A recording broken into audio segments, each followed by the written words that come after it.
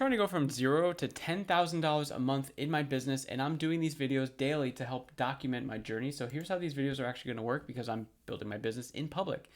First, I want to talk about the things that have been, top of my mind, or some challenges that I'm having. This is day 9 of the challenge, the 0 to 10K challenge. And the reason maybe why you clicked on this video is I chose my 9 to 5 over the business. How does that make any sense? I have this 0 to 10K goal. Like, what am I doing? Well, I'll talk about that.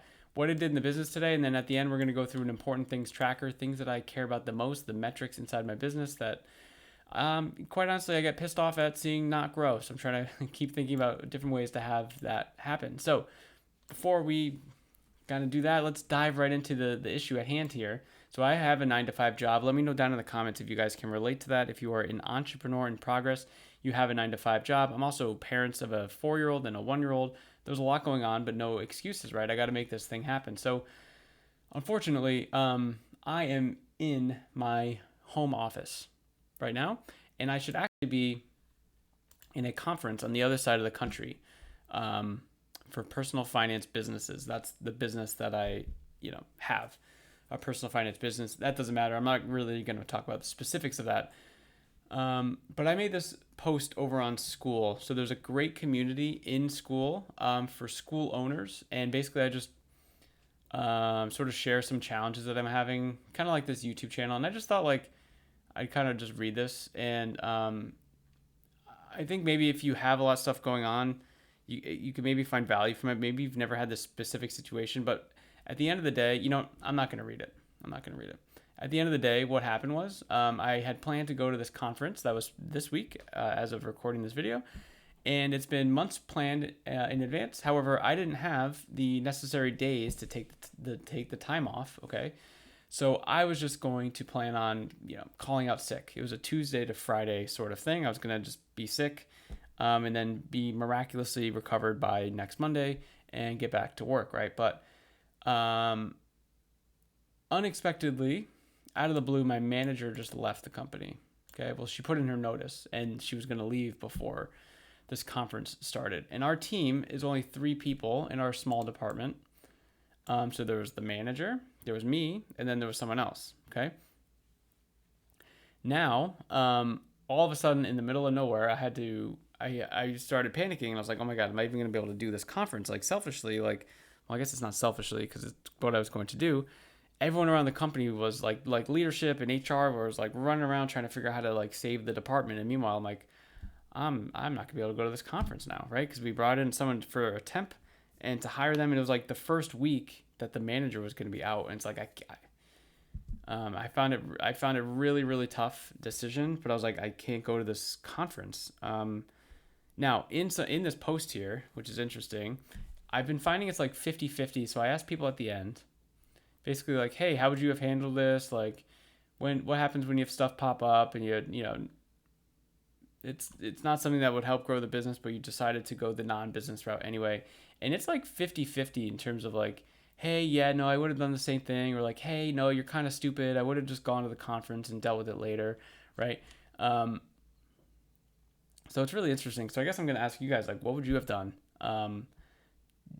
Go to the conference, deal with those 9 to 5 consequences after. I mean, the 9 to 5 right now is what pays the bills for my family. Again, I have a 4-year-old, a 1-year-old. I'm married, as well. So, there's 4 of us in the house. My wife and I both work 9 to 5 jobs, and that's what pays everything. And that's what helps me invest a little bit into my business as well. It's like, I'm not really making any money. Like, wait till you see the important things tracker. Like, I'm not really making any money right now.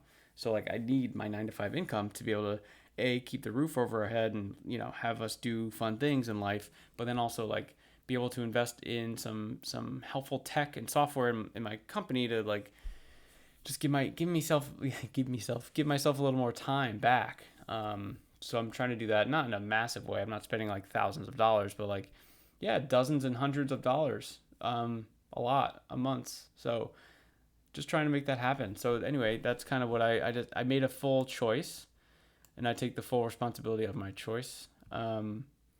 Really frustrating because I'm sitting here and I'm like, man, it would be 3 hours earlier on the West Coast, and I would be, I don't know, networking or something, I guess, at this point, maybe having dinner with a group of people. I don't know. It would have been so cool. But now I'm here and I'm just talking to a microphone. Sad.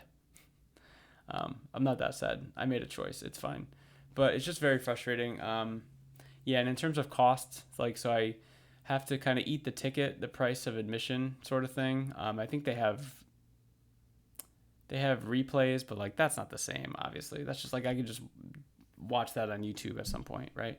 I'm sure it'll be on whatever. It'll be on YouTube. Doesn't matter. So that misses the point. I'll get a credit back for the airline that I'm probably not going to end up using, and I was able to cancel the hotel because there was enough notice. So really, I didn't, it wasn't a total L, I suppose. But yeah, I'm just really interested. Like, what would you guys have done? I I I I I always say so strongly, I'm like, oh, the 9 to 5 would never get in the way of this. But at the end of the day, like it has to, because I work 40 plus hours a week there, and they pay me money to do that. Everyone trades time for money. I see a lot of people. There are some people in the comments where it's like, oh, I would never trade time for money again. But it's like, well, you kind of are, because they're doing the school, the business on school, and it's like you spend time to make money. So even if it's a better output for you, it's like it's still time. Like it's not you're not spending zero time on this. Anyway, that's sort of a rabbit hole sort of issue there. So that's kind of that. I just wanted to kind of vent on that. It is like pretty late right now because I'm on the East Coast. If it was on the West Coast, it wouldn't be that late. So I'm just going to dive right into the important things tracker. How much money did I make today? Oh, you know what? Did that little small transfer come through? So I have a community, speaking of communities, for this community, Entrepreneurs in Progress. And I charge $1, not because I want your money. It's because I don't want the bots. I don't want the people selling me crap or the spammers or whatever.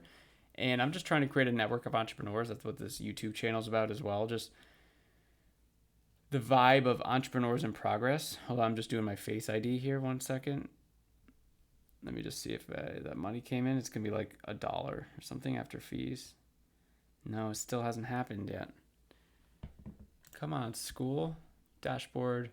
$2 of MRR. Let's go. Payouts. September 10th. Oh, okay, so maybe that's today. So maybe it'll happen tomorrow. Cool. Okay. So yeah, important things tracker. So $0 today. Maybe tomorrow there's going to be something in there. The YouTubes, how's that going? Entrepreneurs in Progress. Are people watching these videos yet? No. The answer is no. So I have 4 subscribers here. I've got 785 on my main YouTube channel, talking personal finance. 4.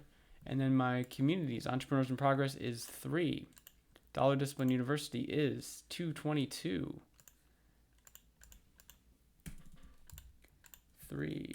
All right, cool. So yeah, I'm doing these videos daily, guys. If you're interested in that, if you feel like you're the entrepreneur in progress type, let me know. Check out some other ones on the channel. Like what are you doing daily accountability wise? Like I'm doing these videos. They take me, right now we're 8 minutes in, so it's going to take me 3 minutes to upload, 2 minutes to do a thumbnail, whatever. So it's like, it doesn't take me much time. I really think this is making me accountable. It's making me think of like, okay, I have to do something today or share something that I just think talking about this, I don't really have like an outlet for this.